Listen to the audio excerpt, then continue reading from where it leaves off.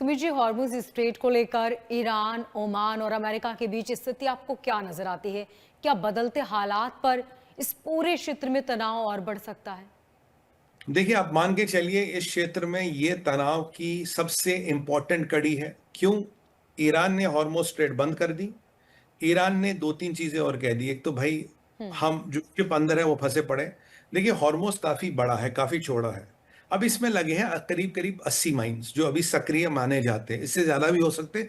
Minimum 70-80 mines हैं। अब एक पाथ बनाया ईरान ने, भाई ये मेरा पाथ है, अब ऐसे ऐसे ऐसे ऐसे चलो।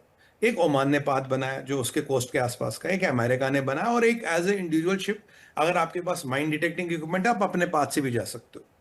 तो ईरान ने सबसे पहले कह दिया भाई ये कोई पाथ माननी नहीं है। जो भी शिप हमारे पाथ को लेके नहीं चलेगा, करेक्ट, चाहे वो ओमान का पाथ हो, चाहे वो अमेरिका का पाथ हो, या चाहे वो अपना तुम्हारा खुद सुनियोजित किया हुआ पाथ हो, अगर तुम उस पर चलोगे हम आप पे अटैक करेंगे, आपके शिप को हम ध्वस्त कर देंगे। यानी कि अगर आप मेरे अप्रूवल से मेरे पाथ पे, मेरे बताए हुए रास्ते पे नहीं जाओगे, चाहे वो अमेरिका के अप्रूवल से जाओ, ओमान के अप्रूवल से जाओ, ये बिना किसी अप्रूवल के अपने रिस्क पे जाओ, हम आपको तबाह कर देंगे। ये है ईरान की पोजीशन। हम्म। ओमान की पोजीशन है जी मेरे को कोई जजिया नहीं लेना, मैं चाहता हूं स्ट्रेट ऑफ हॉर्मुज खाली रहे, मैं चाहता हूं स्ट्रेट ऑफ हॉर्मुज पे किसी भी तरह का कोई भी पैसा नहीं लिया जाए, ये इंटरनेशनल वाटरवे। ईरान कहता अब ये मेरी सॉवरेन टेरिटरी है, भैया ओमान तुझे समझ आता तो ठीक है, नहीं तो भाड़ में जाओ, तुम्हारे बिना भी हम स्ट्रेट ऑफ हॉर्मुज चला लेंगे।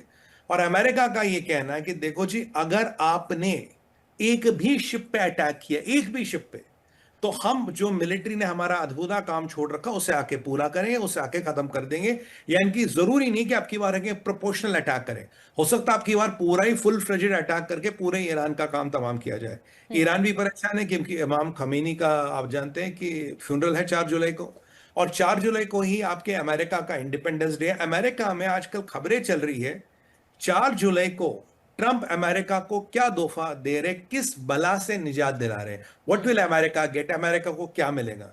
तो ये जो 4 जुलाई के आसपास का समय बन रहा है, जो युद्ध के बादल मंडरा रहे हैं, क्या अमेरिका के इंडिपेंडेंस पे ईरान की हार दी जाएगी, एक बहुत बड़ा युद्ध दिया जाएगा, क्या होगा, अमेरिका अटैक करेगा, इसराइल अटैक करेगा, ईरान अटैक करेगा, कुछ समझ नहीं आ रहा। पर ईरान तो यूजुअली चाहेगा अटैक ना करे कि खमेनी साहब का फ्यूनरल निकल जाए, ऐसा ईरान की मंशा तो होगी। बट इसराइल और अमेरिका को छेड़ने का मतलब है महायुद्ध शुरू, खोमेनी का फ्यूनरल होता हो ना होता हो ना हो।